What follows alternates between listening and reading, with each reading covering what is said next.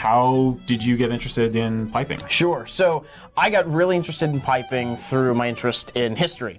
Okay. So I was really interested in middle school in different cultures and different countries, learning all about them, what makes them different. And it's always been fascinating to me to look on one side of the globe, see what people are doing in one culture, comparing it to another side of the globe. Why are they doing it differently? Why are they doing things the same way? That sort of thing. Still fascinates me.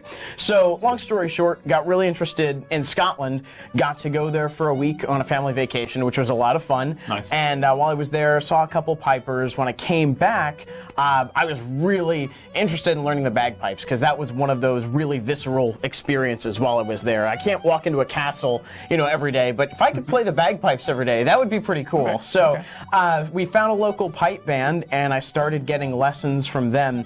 And I think they all thought I was just a weirdo when I showed up because I would clap after every set that they played. And they were kind enough to let me hang in there for a while to pick up all the basics. So some pipe bands do that, where they'll just say, hey, if you're willing to come out and play and learn and put the time into it and become a member of the band, they'll teach you for free. Other bands do that a little differently, where they'll say, okay, you're going to play, a couple of bucks here every month just so that they know you're interested. You're going to keep coming out and learning to be a member of the band. So I was fortunate. I really didn't have to pay anything. I just had to show up, which was great.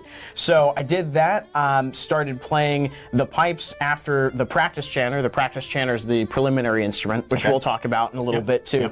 And got out onto the streets, started playing parades, started playing different events with the band, started doing individual gigs and performances myself, and just had a blast. It's a lot of fun. The piping community is really cool. There's so many really unique people around the world that, they wouldn't have run into each other in any other way except through a mutual love of bagpipes, which always fascinates me too. So yeah, that's kind of my story getting started in a nutshell.